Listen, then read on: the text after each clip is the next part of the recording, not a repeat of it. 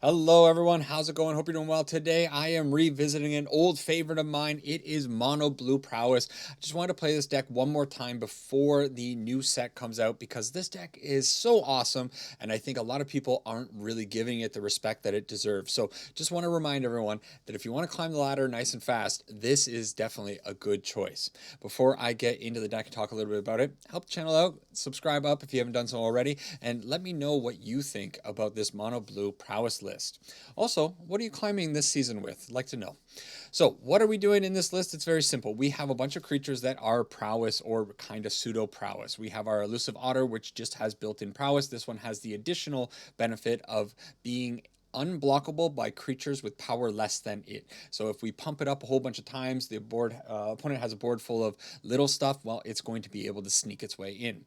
Stormchaser's talent is going to give us an Otter that's just base prowess. That's all there is to that one. Then we are playing 4 copies of the Planisphere. This thing is making a better prowess creature. In fact, every time we cast a non-creature spell, we put a +1/+1 counter on the creature that is equipped with the Planisphere. This thing gets out of control, just keeps on growing, and growing. And then finally, we have 2 copies of Bellion the Parch. This is such a unique card. One of the best cards that's come out in the last, I don't know, 6 months or so. This thing, whenever you cast a blue spell, it's going to get +1/+1 until the end of turn. And then at the beginning of your end step, it's going to untap and become a land. Absolutely fantastic card. The last creature in the deck is going to be Tishana's Tidebinder. And this is the new addition to the deck. The previous iteration of this deck was playing Kaito in this spot, but I have since moved away from Kaito, added in 3 Tidebinders. This is just a good card overall. We get to blank Badger Molkovs, we can blank Kaito, we can turn off Kona, I guess. Yeah, that should work on Kona. It's just a really good card, lots of flexibility to it, and it has flash. We can put it in as a 3/2 attacker in some weird spots when we do need just a little bit of extra damage at the end of the opponent's turn. And then the rest of the deck is just a whole bunch of spells. Of course, we have Boomerang Basic because any deck that's playing Stormchaser's Talent is going to be playing Boomerang Basics. It is a basic strategy, but it is very powerful and we got to do it. Enter the Enigma, one of the most powerful cards that is completely unrespected, not respected by people in this game. This card is insane. Target creature can't be blocked this turn and we draw a card, all for 1 mana. It's just so good. Into the Flood Moss, still a great card for bouncing stuff. Opt, going to help us dig into our deck. Secret Identity can be an offensive spell, can be a defensive spell. Give our creatures hexproof or give them change their base power to 3/4 and give them flying and vigilance. Just insane. Sleight of hand, more digging, and then finally 2 copies of Spell Pierce to help us prevent board wipes, I suppose is the big thing, but it could also stop some of the artifact decks that are putting stuff in with like United Battlefront and such.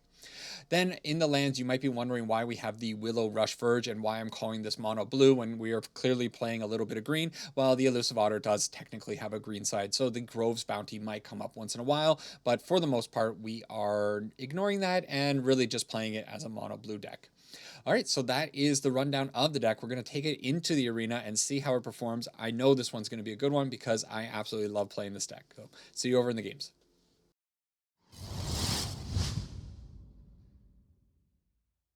All right, Sir K is up for our first game. Mono Blue Prowess, Simic Prowess, I don't know what you want to call it. Our opening hand looks a little sketch because we are leaning heavily on this Planisphere, but I think we're going to try it out, see how this one goes.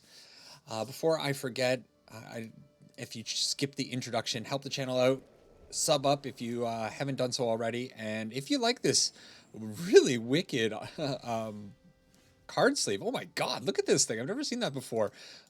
If you like it, let me know down in the comments. And of course, while you're down there, like the video. I can't get over how amazing this card sleeve is. Where did Sir K get this from? Oh, I'm in love. All right, so our opponent has a pretty good Drunith here, but I think it's going to be... let's enter the Enigma first. This is maybe a little bit early to do unblockable things, but I kind of want to get a card draw. And let's just bounce this pesky Drunith away and just get in for 3 damage. It's a little bit weak, but if we can keep our opponent off balance, yeah, maybe we can figure something out. We do have the Spell Pierce just in case they have some really nasty thing for us.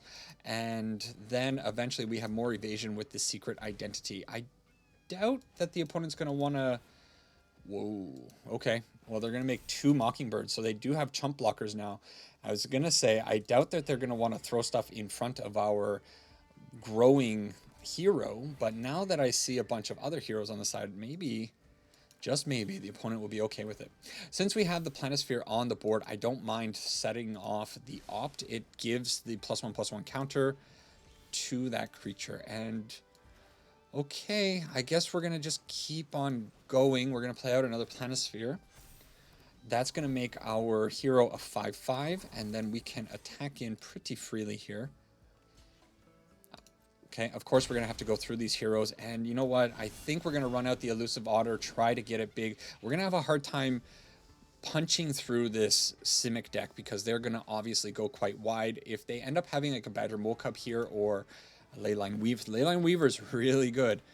We're going to have to be careful. We're going to have to make sure that our Planisphere heroes get out of range of this nonsense over there. Okay, Boomerang Basics is quite good. What do I want to bounce back to my hand? Do I want to bounce the Drunith? Do I want to bounce back something that I have? I kind of feel like I want to bounce one of my things. So, let's do that with the Otter. Yeah. Grow our heroes and hope that this hits good. Planisphere's not bad. Okay, sure. I think we're at a point in the game where I just have to put a lot of pressure on the opponent, and I am going to attack pretty hard here with both of these. We can use the Secret Identity to pump up the 3/3 if we really needed to, but they didn't do anything. I don't think the opponent's going to have any kind of interaction. I'm going to go shields down. I'm going to not hold up the Spell Pierce this turn and just get the Elusive Otter onto the board. They do have reach with both of the Leyline Weavers, so I'm going to have to be conscious of that. I sure hope they attack with these Leyline Weavers off of this Ouroboride. Double Ouroboride. Well, thank goodness they didn't have the Drunith on 4 power because that would have been a nightmare. They had to hold off, though. Okay, we're in a bad spot. All I can do is put out the Stormchaser's Talent. And I can use... No, I can't even use the Stormchaser's Talent to do anything. So am I just attacking in with my heroes? If I attack in with this one and I cast the Secret Identity on it, it will become a 5/6. A 5/6 is pretty good, but it's not good enough to get around the Ouroboride. So I think I'm just going to go with these two. Maybe I had to attack harder. Okay. I think I did need to go in with maybe everything. So it doesn't really matter what I do here. I'm just going to try to kill both of these Leyline Weavers and put them into a position where maybe I'm going to be able to sneak out some damage here. They can't really attack through this. And then another thing I'm going to do is I'm going to equip the Planisphere onto the Elusive Otter. The reason I'm doing that is that the Elusive Otter might be able to be unblockable. That being said, the Ouroboride are going to keep growing and growing and growing, so maybe it was not really worth it to do that. Okay, a Wangshi Tong, they're going to draw a few more cards, they're going to pump everything up. Now everything is almost lethal. So we let Drunith through. I hope they attack with the Ouroboride. If they attack with the Ouroboride, we let one through. We chump block with the 1/1. No, probably with the hero. I don't know. Okay, so Drunith hits me for 18. And now can I... that needed to be a lot better. So what's my choice here? My choice is use this to go get the Boomer... I could enter the Enigma and put that on this, but it's just not enough damage, right? Because they block 3 things. They block, block, block. I get... Oh! Is this actually enough damage? My goodness gracious. I think we're just going to squeak out a win here. The 10/10 is going to be unblockable. And then they can only block 3 creatures. The last Otter gets in for the extra 2 points of damage, and we end up squeaking out a win here against an insane Ouroboros Drunith board. What an opening. Oh my goodness. You love to see it start like that. Taking down Simic. Mono blue-ish Simic taking down traditional aggro Simic. And that's with the ramp and the Ouroboros. I'm so happy it went that way. Woo. I almost missed that line in the last game. That was really close. Okay, this time around, we do have the Tishana's Tidebinder and the Planisphere. Our lands are okay, so I think we can keep it. Unfortunately, we're on the draw. But, oh, okay, we are against Kona this time around. I'm assuming. It could also be artifacts, but I'm betting it's going to be Kona. I see Kona a little bit more often than I see artifacts. And it is, in fact, Kona. So we're going to have to try to use the Tishana. I think the Tishana works that way. If the Kona's survival goes off, I think I can respond to that and counter the activated ability of the survival. I've actually never done it for some reason. Okay, let's get the Planisphere on the board. And then next turn, we absolutely need 100%, we need to find a land next turn. If we don't find a land, then we're going to be probably dead, but we're going to have to lean into this Tishana's Tidebinder. So land off the top, then we can pass the turn, maybe attack in for one, doesn't really matter. Hold up, opt, and into the Flood Maw. Oh, okay. And we can pump up our hero ever so slightly with the ops. Let's see what our opponent does. Do you think they go right away for the Kona on the next turn? Maybe because we're leaving open mana, they might be a little bit apprehensive about trying to do it, but I'm pretty sure I'm at the point in the game where I'm just going to literally leave up Tishana's Tidebinder for the rest of the game. I hope I'm not getting it wrong that I can, in fact, Tishana. Okay, so they do have the Lost in the Maze, and the Lost in the Maze is going to get hexproof to the Tishana, but I think that doesn't matter. I really think I'm doing this right. I should read the card. When this creature enters, counter up to one target activated or triggered ability. If an ability of an artifact creature or planeswalker is countered this way, that permanent loses all abilities for as long as this creature remains on the field. Yeah. Whoa, they did not try to go for it. Even though they have the Cavernous Souls, they have the hexproof, they decided to not do... to not put it out. That's crazy. To not try to go for the... Maybe they don't have the Omniscience in hand. Maybe they don't have the Kona in hand. All of those are possible. Oh man, I was... okay. So when I kept this into the Enigma, I was actually a little bit... like... I made a mistake with that. I probably should have put into the Enigma on the bottom. I just saw it as such a good card and I kept it on the top.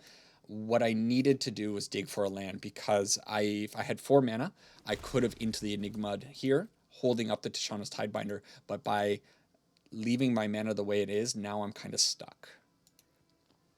I don't know what I'm going to do, other than just wait for the inevitable Kona. Okay, they dig a little bit with Consult the Star Charts, so they're probably trying to find one of the 2 cards, the payoffs, of course, right? Let's see how patient our opponent is. I wonder if this next card is a land, then I really messed up, I think. Okay. If they play out another non-creature spell, I think I can try to Spell Pierce it just to get a little bit of value out of the Spell Pierce and to do something, get my hero a little bit bigger. In the same respect, I can just kind of not do that and... Maybe, is it okay to maybe like into the Flood Maw? No, we'll just draw. It was a land, so I think I probably made a mistake a couple of turns ago by keeping the Enter the Enigma on the top. We're putting a lot of faith in this creature right here. Second Tishana's is okay. And they probably don't care about 4 damage hitting them here. If they do go to bounce the hero, I'm going to be in a weird spot. So maybe I need to start thinking about leaving up Spell Pierce and the Tishana for a little bit. This is a 3-turn clock. Okay, yeah, you got it. I just can't do anything about that. But if we end up finding a Boomerang Basic, we can bounce that back to our hand. We want to find a few more lands is what we want to do. Ooh, Spell Okay, yeah, you got it. Stock up. I'm not going to Spell Pierce that because they would just pay for it.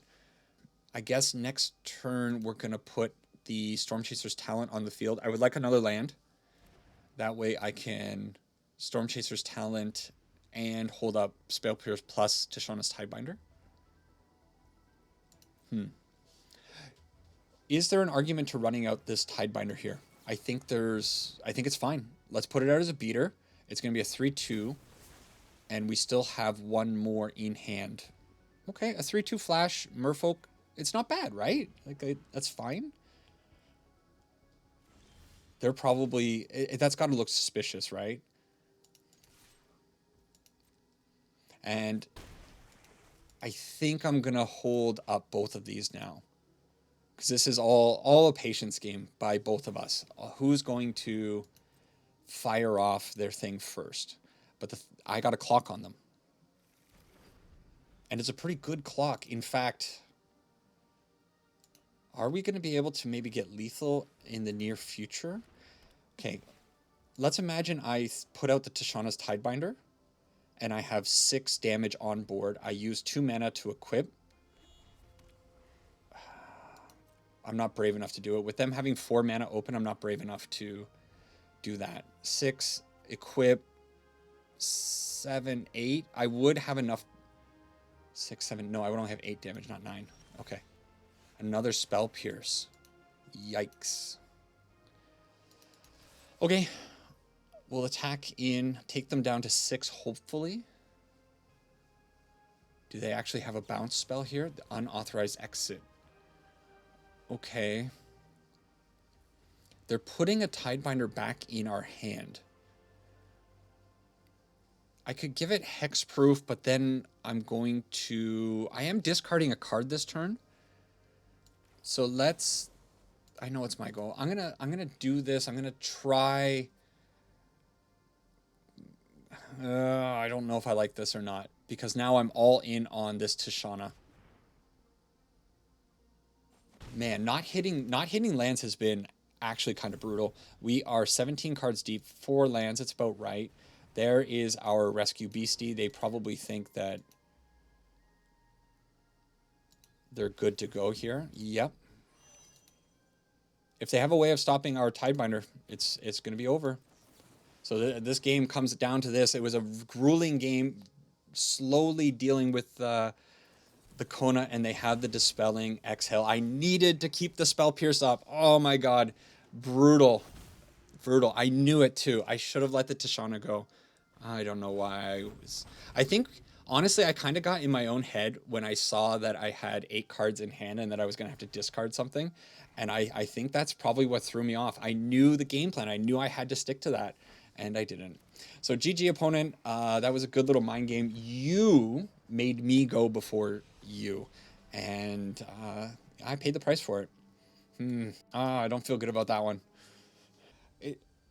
I think it was pretty obvious that they had the Dispelling Exhale in hand, or a way of dealing with it, because they were willingly bouncing the Tishana's Tidebinder back to my hand, and that was kind of telling me like, hey, I know I'm giving you this card that can stop Kona, but I'm doing that on purpose because I have the answer for it.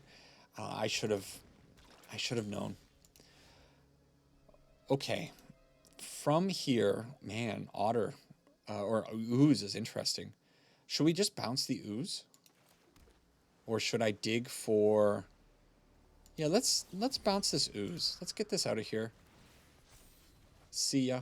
And we're going to put out another Otter, and we're going to try to just get an Otter win here.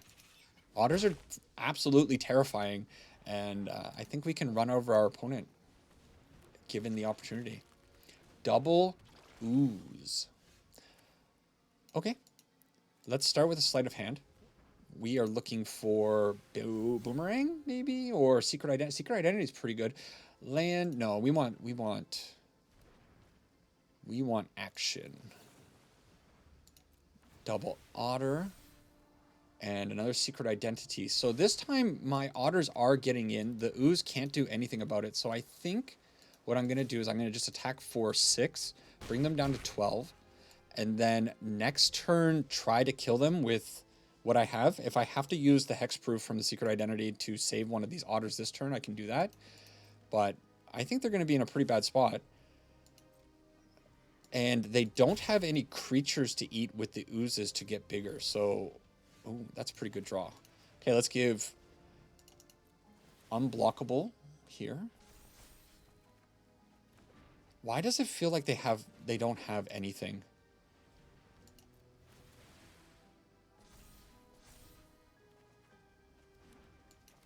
I mean, they do have a lot of mana available to them. Is this lethal or how much? So this will be getting 3 + 3, 6. If I do, let's do it. Let's go for it. Let's go for it. We're gonna make 2, 6, 7 attackers. 6. No, they're gonna get a little bit bigger than 6, 7. I'm sorry. Was it better to maybe? All right, all right. Wow. What a contrast from that game to the previous game.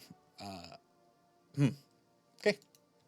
Man, this mono blue deck, I really feel like this is one of those decks that if you get good at it and maybe tune it ever so slightly to your own preference or to the meta, you can do a lot of damage with it. Ooh, ooh, ooh, ooh. Okay, so we have a lot of good stuff here. I think I'm going to throw away one of the Otters. And we actually get to see a Bellion doing his thing. Bellion, I love this card so much. Our opponent possibly on Is It Lessons. Usually Multiversal Passage on blue tells me that. We'll see what their next color is. Oh. Okay.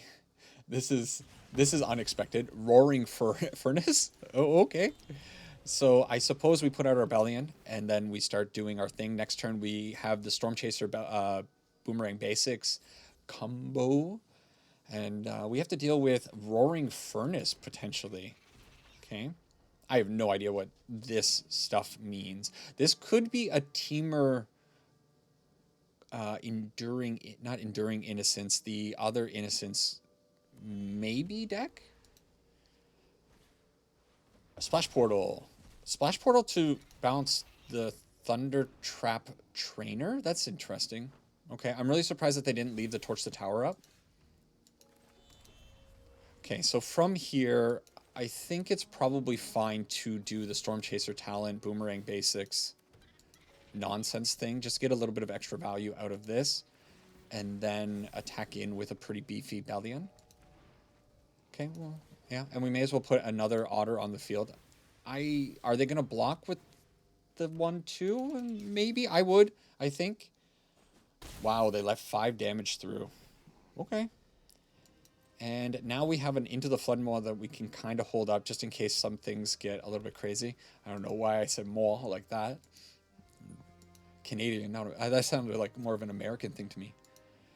Okay, Boomerang Basics, they're bouncing their own Roaring Furnace backs. That's bad news for us because they can cook one of our poor Otters. Okay, we're going to need to find, I think, some of our cantrips going forward if we have any hope of recovering in this one. Okay, so Bellion becomes a creature, and it kind of looks like they're going to try to torch the Bellion. And they did not bargain it. So I can actually bounce their Thunder Trap Trainer, put the Bellion up to a 3/3, and then we're going to get in for a nice chunk of damage here. That's okay. I don't hate that. And we find a pretty good card. Yeah, let's just flood out the board. So we're getting pretty close to being in a spot where we need to find some kind of cantrips to start spinning our wheels. However, even if we draw a land, we can still use the Stormchaser's Talent, level up level 2, and go get our Boomerang Basics back from our hand, and then keep the pressure on them. They're at 6 life. We have Bellion hiding. That's a Desperation stock up. Desperation stock up. Let's go. Yeah, baby. All right. That's how I can't get enough of Bellion, man. That card is just so sweet. Katara, you're also OP. 3 more games to go. Mushimon. is up next. That's a fun name. And opening hand looks bad. Unfortunately, we have no draw. We have no creatures. This is something we're going to have to throw back. So mulligan into an equally bad hand. Uh-oh. Uh-oh, uh-oh. Okay, we'll keep this. We'll throw away a land. We're getting a nice hello from our opponent right off the bat. And unfortunately, we're going to have to lean on some good draws going forward.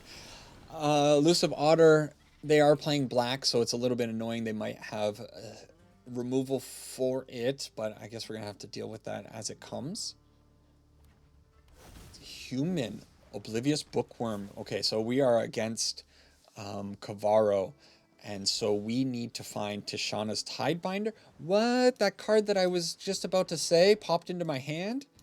Okay. Okay. So we can have a little bit of protection held up for our Otter, although I wouldn't want to use it that way. And then I think probably it's just going to be Tishana's Tidebinder to negate the bringer when it comes in. And we're just going to have to hold that up for a little while. Oh, get in. Yeah, sure. Get in with the Bookworm. Okay. Fine. I am cool with that. Not cool with the looting part of things, actually. Okay, from here, we can throw down our Stormchaser's Talent, pump the Otter and the Parched, and we can attack in for 5. They can block, of course, they block the Bellion with the Town Greeter. And now Bellion will untap, giving us 3 mana so that we can hold the Tishana's Tidebinder up. And they do have the Watery Grave. Maybe they take 2 damage from that, and then they try to slam the Kavaro. They don't have the Kavaro. Ooh, they're digging for him. Okay, they find another Bookworm? No, they take the Overlord of the Baelmerk into hand. Okay, take 2 damage, sure. Man, they're still at 17 life. That's a lot more life than I would like them to be at, to be perfectly honest. Okay, we need an opt. Opt, sleight of hand, into the Enigma. Give me some of my draw spells. Come on. Yep. Okay, not great. So, do I use the Secret Identity on the Otter and then swing in with Bellion and this Otter? Yeah, I think I want to put pressure on the opponent. I really wish I had my Planisphere out. My Planisphere is so much better than the Otters, of course. Let's see if they put the Bookworm in front of Bellion. I think I would like that. Oh, do they actually have like yeah, Bitter Triumph for my boy. All right, Bitter Triumph it is. Nice card, opponent. They pitched the Overlord of the Baelmerk, so I'm assuming that it's probably coming down this turn. And again, we're in the position where we absolutely need to find... Wow, crazy. They're digging. We need to find some cantrips. If we don't find cantrips, we can't win this game. That's... Kiora's pretty good. Oh my god, Kiora. So if Tishana's on the Kiora right now, I'm going to neuter... Let's do it. Let's neuter Kiora. I don't like doing this, but this turns her off completely. It doesn't allow the opponent to loot, but it puts me down, shields down. It's a huge risk. Oh, come on, deck. Come on, help me a little bit.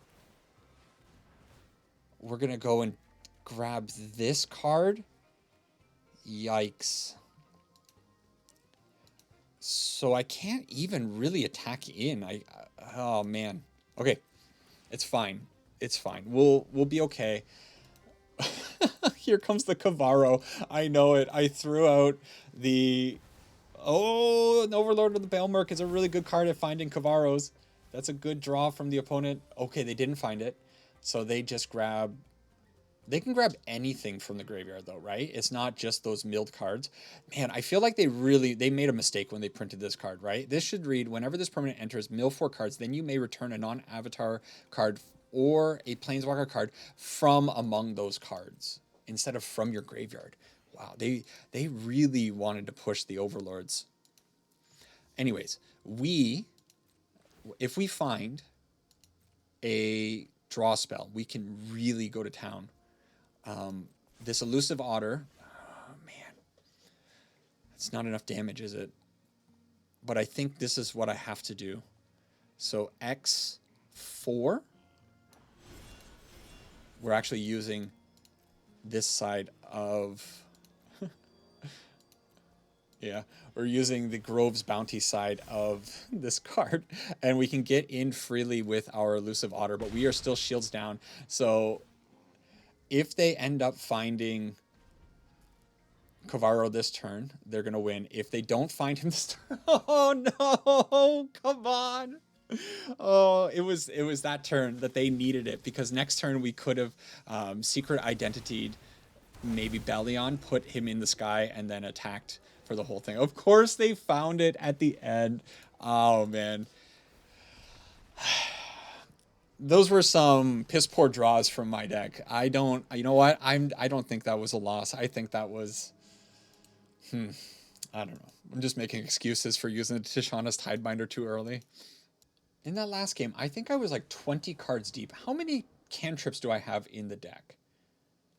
So we have 3 sleight of hand, 4 opt, 4 enter the Enigma, and we didn't see any of them. We were on a mulligan to 5 in that game as well. I think that was that game. So if that were the case, it's not such a big deal. Gran, everybody's favorite card. Well, all I can do, put out an Elusive Otter and pray that they don't have removal for it. We can get down to Bellion, and then I don't like where we are. Going second against a Izzet Lessons deck that has Gran on turn 1 is just bad news. Gran being a 1/2 is outrageous, isn't it? Why is she so stocky? Why is Gran so stocky? She just gets it done, right? Oh man. I guess she's been living in the Antarctic long enough that she's built up quite a resistance to life. So the opponent having the combustion technique removes our thing very easily and now leaves us in a bad spot. But we did find the Planisphere, and the Planisphere is one of those cards that can actually maybe put us into a pretty good position. But we don't have protection. So I'm going to throw it out. I have to imagine that they're saving up this 1 red mana as a burn spell. Their combustion technique would be 3 if they used it right now. They don't use it. Okay. Well, we have opt up. What they just didn't use their mana that turn? That's wild to me. Were they holding? No, there was no way they were holding up Edo Quencha. They would have countered the Planisphere, right? 100% of the time. Sure. Okay. They attack in with Gran. They're trying to fill the graveyard with lessons. They now have 3 lessons in the graveyard, so they're getting discounts on everything. That makes Gran enemy number 1, I suppose. All right, so from here, I think we go with the plan of Stormchaser's Talent, try to bounce with the Boomerang Basics, and try to find... This could go really badly for me, but I think I have to do this. I have to try to find a land. They're going to cook Bellion. Man, Combustion Technique getting up to so much damage is just... I don't think Izzet Lessons players know how good they have it. It's just so outrageous, isn't it? Speaking of being outrageous, woo! All right. Opponents are drawing well tonight. Somebody has to. Stormchaser's Talent. Do they also have the bounce shenanigans? They have the bounce shenanigans. Imagine drawing so well. Look, like this is just... that's the thing about this Lessons deck, though. Everything in the deck is so fire. And we were stuck on mana a little bit. They're getting discounts on everything. Yeah. I hate it. I absolutely detest this deck. Yeah, Gran, sure. The 1/2 Gran that I can't stop. We find our land, but it's not going to be good enough. I think we're just kind of we're kind of done. Our deck is so bad against the boomerangs. So what I can do, I guess this is my only chance, my only hope is to load this up, bounce this, and just start double triggering on this one Otter and hope that this one Otter can do a lot of work.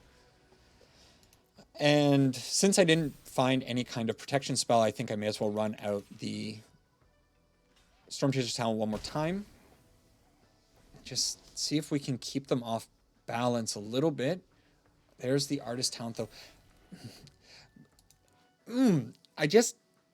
I have so much hatred for the way cards are worded, and I feel like Wizards of the Coast R&D doesn't have proofreaders, or they don't actually play testing. Why is this non-creature spells? It's a lessons card. It should be lessons spells you cast cost 1 less to cast. Getting out Artisan's Talent and Monument for 1 less. Just don't even get me. Oh man, I'm fired up. I'm fired up. I hate it. Look how many they've cast, so many cards. I guess it's just rabble. Okay, from here, I suppose I gotta try to shut off Grand. Like, what else am I gonna do? All right, no, I think we have to dig for a creature that probably won't survive very long, but I think it's my only hope.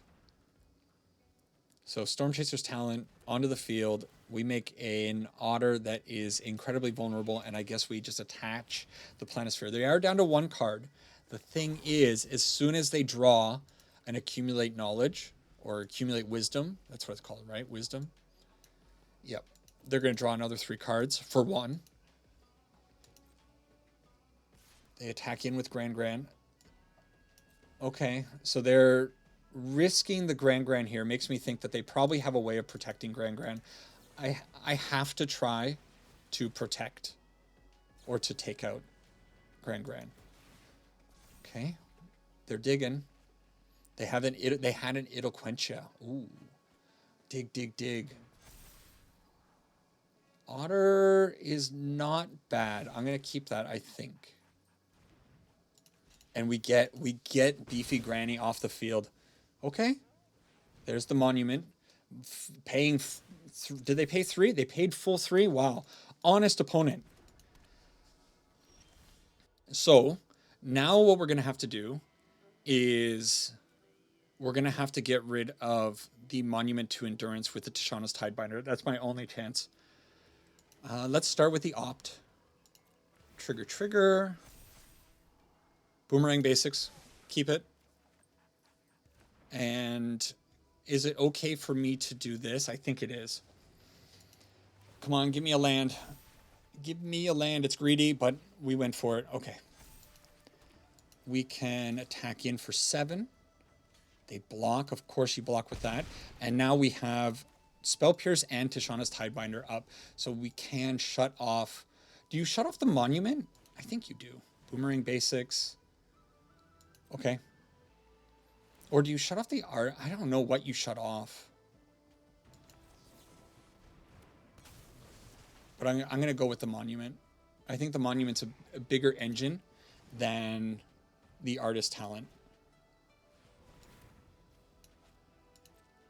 Let's let them do that. Oh, they didn't have anything to do. Okay, and we get rid of that. Have we turned the corner here? Ooh, that's a good draw too. So let's make the Tishana's a big creature. We have the Secret Identity. I guess what we're doing is we're kind of just holding up the Secret Identity indefinitely and just going to keep attacking in. Next turn, if we have all of our mana unlocked, we can maybe level up one of these Stormchaser's talents. Oh my god, I hate it. Draw 3, right? Imagine that. At least they paid 2. It's fine. Okay, they found a land. Hopefully they found 3 lands. Wouldn't that be special? Okay, opt. Do I want to opt or do I want to level up my Stormchaser's talent? Let's opt first, because if I opt into some string of draw spells, then I can really go. Enter the Enigma, draw spell. Oh, I'm so locked in right now, especially after ranting about how much I hate this deck. Elusive Otter is okay. So how much damage we're at? We're at 13 damage. Let's see if we have to use a secret identity. The secret identity will throw off the math ever so slightly, but I think it's actually still fine. Imagine 17. This combustion technique is doing 17 damage to my Tishana's Tidebinder, and we eke out a win. What an insane game against Is It Lessons. That was a crazy back and forth. They get so much value. They went down 25 cards. Okay, we went down to 36, but they drew 11 more cards than us. And yeah, I mean, I guess our deck is kind of doing a similar thing to their deck, but this is the bad guy now, so it's easy for me to hate on it. Last game against Zizar, and we get to go first. What a cracked hand. Oh my god, it looks good. You may certainly call me a hypocrite in the comments for complaining about Is It Lessons, and I'm sitting here with Stormchaser's Talent and Boomerang Basic. I understand the hypocrisy of it all. I'm still going to be pretty pissy about it because I just don't like it. All right, we are against Badger Mole Cub to round things out. Number 247 is climbing the ladder, trying to make their way up into top 250 using their Badger Mole Cub. Of course, you got to use your Badger Mole Cub, taking 2 extra damage. Thank you. And we got an Azure Beastbinder to deal with now. Okay. All of that is not so terrible. So let's open up with Boomerang Basics on the Stormchaser's Talent. We find another Planisphere. So I think it's probably going to be better to do the Planisphere. Load these up to 3s, get them down to 10 probably, because I don't think they put the Paw Patch in front of this. And from here, we can actually have a pretty good next turn, although we don't have any evasion with the current creatures that we have on the field. Crawling Barrens. We got a gamer. Now, they could have the Ouroboride here. If they have the Ouroboride, things go really south for me. But if they don't, we might be okay. What do you... Okay, Azure Beastbinder, they have to do it on the... That's bad. Don't do it on that one. I think they actually made it more powerful, right? Because it's the Planisphere that is pumping up this creature. They should have done it on the 1/1 Otter. Okay, they still have 4 mana. What are they going to do with that 4 mana? Tyvar. Okay. So, we need to put out as much damage as we possibly can this turn. And I suppose...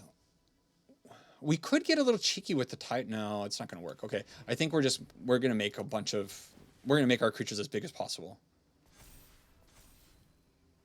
Oh, it did. I guess the Beastbinder did turn off. Yeah, let's grab that. The Beastbinder did turn off this Astrologians. Equipped creature is a wizard in addition to its other types and has... Ah, so no. So they were right to do that. The wizard has the ability. Okay, so I am wrong. Let's keep doing this.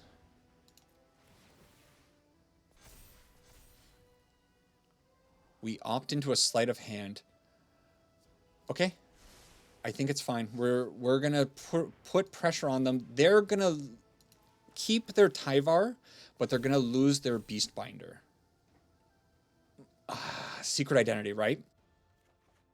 Because that's going to be the card that's going to help us kill them next turn. So from here, I think it's fine also to put out another Stormchaser's Talent. Why not? So we're only going to get in for 4 damage. They're going to block the 5/5s with the Tyvar and the Beastbinder, and then they're going to give Tyvar indestructible. But they will lose their Tyvar. We're going to keep all of our creatures. We're still at 17 life. I don't feel like I'm in a threatened position. And then they'll be at 6 life. With 6, or at 6 life, I think we can probably find a way to kill them with our prowess creatures and with the secret identity. So they're going to have to do a ton of work here with 4, maybe 5 mana. I'm not even really that scared of an Ouroboride. If they put out a land Ouroboride, it'd be pretty good, but it's not. That wouldn't be good enough. And certainly this Paw Patch Recruit is not going to be good enough. They have 1 mana open. Okay, we draw very poorly, but I think we're good. So let's just go for it. Do I put it on this one? Yeah.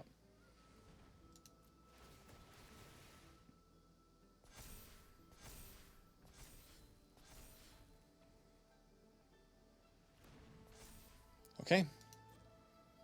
And I think I'm going to swing with everything just to send a message. All right. Wow. Wow. Wow.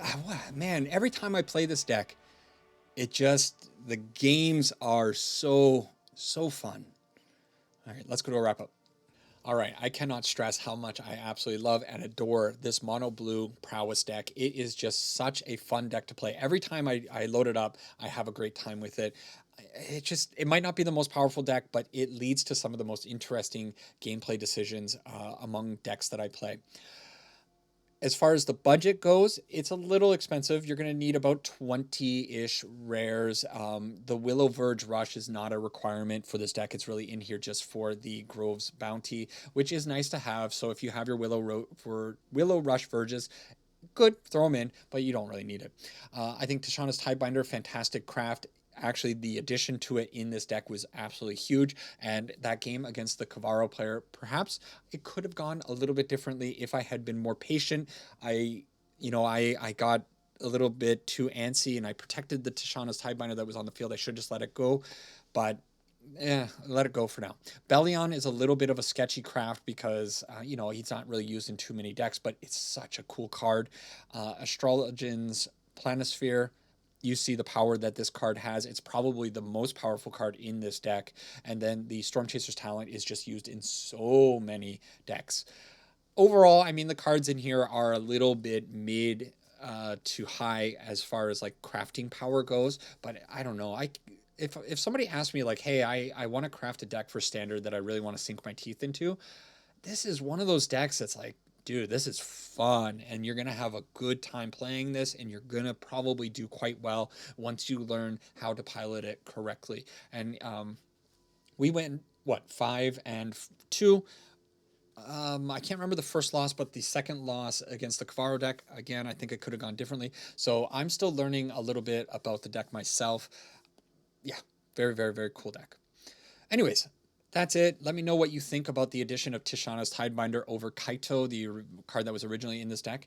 And that's going to be it for this one. Take care for now. Enjoy your week and your day and all that good stuff that I usually say. Sarang e ipana, and I will catch you in the next video. Bye-bye.